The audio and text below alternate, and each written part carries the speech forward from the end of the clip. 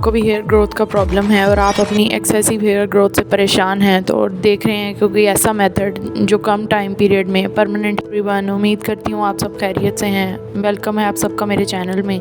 और आपकी आज की वीडियो आप सब कितने मेथड्स हैं, इनके क्या बेनिफिट्स हैं, कौन सा मेथड सबसे बेस्ट है, क्या रिज़ल्ट्स हैं इनके, और लेज़र हेयर रिमूवल को डिटेल में आपके साथ शेयर करूँगी। तो वीडियो को एंड तक देखने के लिए मेरे साथ रहिए। हमारे फेस पे बाल होते हैं, बहुत ज़्यादा थिन होते हैं, लेकिन एक्सेसिव ग्रोथ या बालों का बहुत ज़्यादा फेस पे आना या चेहरे पे आप लोगों के आते हैं बाल बहुत ज़्यादा, तो उसकी क्या रीज़न्स होती हैं। हम पहले वजह को देख लेते हैं कि किस वजह से आपके बाल चेहरे पे बहुत ज़्यादा आ रहे हैं आम नॉर्मल कंडीशन से। तो उसकी पहली जो रीज़न है मोस्ट कॉमन यही है कि हार्मोनल इम्बैलेंस की वजह से फेशियल हेयर्स बहुत ज़्यादा होते हैं। एक्सेसिव हेयर ग्रोथ को हम कहते हैं कि हिर्सुटिज़म एक ऐसी कंडीशन है जिसमें आपके फेस पे बहुत ज़्यादा बाल आते हैं नॉर्मल से हट। मोस्ट कॉमन हेयर ग्रोथ की रीज़न है पीसीओज़ बहुत सारी फीमेल्स में पाया जाता है। ये कॉमन सिंड्रोम है,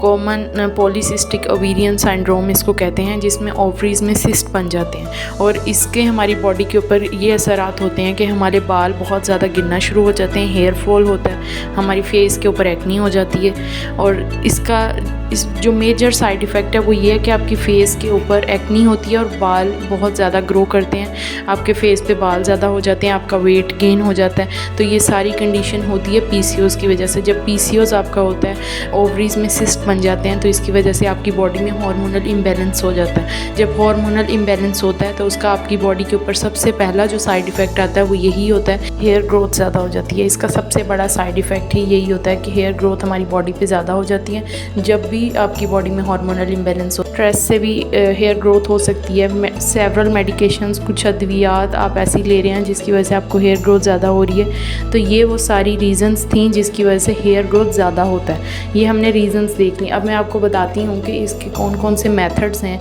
हेयर को रिमूव करने के। ज़ाहिर है इतनी ज़्यादा हेयर ग्रोथ होती है फेस के ऊपर फीमेल्स के, तो वो नहीं अच्छी लगती। आपके पास बहुत सारे मेथड्स हैं इनको रिमूव करने के। एक ये भी बहुत बड़ी रीज़न है कि आप वाइटनिंग क्रीम्स यूज़ करते हैं। वाइटनिंग क्रीम्स आपकी जिल्द को पतला कर देती हैं, थिन कर देती हैं, आपकी वेन्स नज़र आना शुरू हो जाती हैं और आपकी फेस के ऊपर हेयर ग्रोथ आ जाती है। तो वाइटनिंग क्रीम्स के अंदर बहुत ज़्यादा मिकदार में स्टीरॉइड्स पाए जाते हैं जो आपकी स्किन के लिए बहुत हार्मफुल हैं।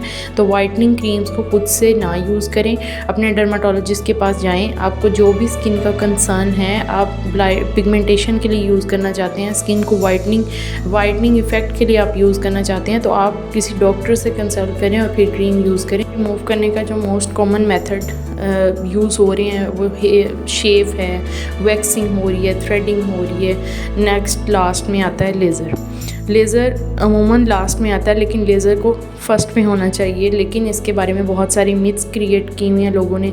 बहुत सारी इसके बारे में ऐसी रीज़न्स हैं कि लोग इसको करवाने से डरते हैं। हालांकि बाकी जितने मेथड्स यूज़ हो रहे हैं उससे सबसे अच्छा रिज़ल्ट जो है वो लेज़र का ही आता है।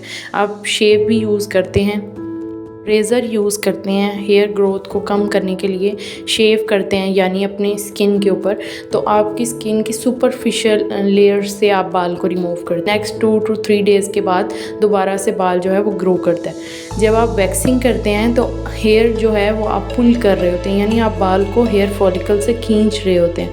तो जब आप हेयर को खींचते हैं तो उसकी जो ग्रोथ का टाइम पीरियड होता है ना वो कम हो जाता है और आपको लगता है कि वैक्सिंग एक अच्छा मेथड है, आप यूज़ कर रहे हैं तो आपको अच्छा रिज़ल्ट आ रहा है। लेकिन आपको ये नहीं पता होता कि बाल जो है वो रूट से नहीं गया, नहीं ख़त्म हुआ, आप फॉलिकल से जस्ट ऊपर से बाल को खींच रहे हैं, पुल कर रहे हैं आप बाल को। से आपकी स्किन बहुत ज़्यादा ड्राई होती है, आपकी स्किन के ऊपर इरिटेशन हो जाती है। जो सेंसिटिव स्किन के पेशेंट होते हैं वो बहुत ज़्यादा हमारे पास आते हैं और आके यही कंप्लेन करते हैं कि हमने रेज़र यूज़ की, हमने वैक्स यूज़ की, हॉट वैक्स यूज़ कर ली, जिसकी वजह से हमारी स्किन ऑलरेडी सेंसिटिव थी और मज़ीद रेड हो गई है, ये इरिटेशंस हो गई हैं, एक्जिमा हो जाता है उनकी फेस के ऊपर। तो इन चीज़ों से आप अवॉइड करें। सबसे बेहतरीन जो हेयर रिमूवल का मेथड है वो लेज़र ही है। आप लेज़र की तरफ आएँ। लेज़र बहुत ज़्यादा सेफ़ मेथड है। मैं आपको बहुत सारी लेज़र्स अवेलेबल हैं, जैसे डायोड होगी, IPL होगी, फोटोना है, सोप्रानो है, बहुत सारी मशीन्स हैं। हर मशीन का अपना वर्क है, अपनी अपनी उनकी वेवलेंथ है।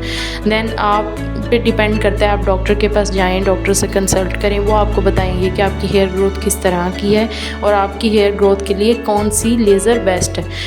ये नहीं हो सकता कि आपके बाल बहुत ज़्यादा थिन हैं और आपको IPL की ज़रूरत है और आप डायोड करवा रहे हैं। तो ये बहुत ज़्यादा चीज़ें होती हैं जो मिसकंसेप्शंस होती हैं कि आप लोगों को नहीं पता होता और लोगों ने भी ये क्रिएट की हुई हैं। तो इसलिए आप लोग डॉक्टर से पहले कंसल्ट करें। जो है डायोड बहुत सेफ़ मशीन है। इसमें ट्रिपल वेवलेंथ मशीन जो है ये मार्केट में अवेलेबल है। ये सेंसिटिव स्किन के ऊपर भी ये लेज़र करने से कोई साइड इफ़ेक्ट नहीं आता, कोई रेडनेस नहीं होती। बहुत सेफ़ मशीन ये प्ले करती है और इसके बेस्ट रिज़ल्ट्स हैं। आप 6 to 8 सेशंस करवाएं और इसके बाद आपको बेहतरीन रिज़ल्ट मिलते हैं। लेकिन बात इन द एंड यही आती है कि आप पहले अपनी रूट कॉज को ट्रीट करें कि आपको किस वजह से हेयर ग्रोथ हो रही है। जैसे मैंने आपके साथ पहले बहुत सारी रीज़न्स शेयर की हैं, आप अपने टेस्ट करवाएं, आप रीज़न को देखें कि आपको किस वजह से हेयर ग्रोथ है, पहले उसको ट्रीट करें और उसके बाद आप लेज़र ट्रीटमेंट करवाएं। और लेज़र मशीन के बारे में मैंने आपको बहुत डिटेल से बता दिया है।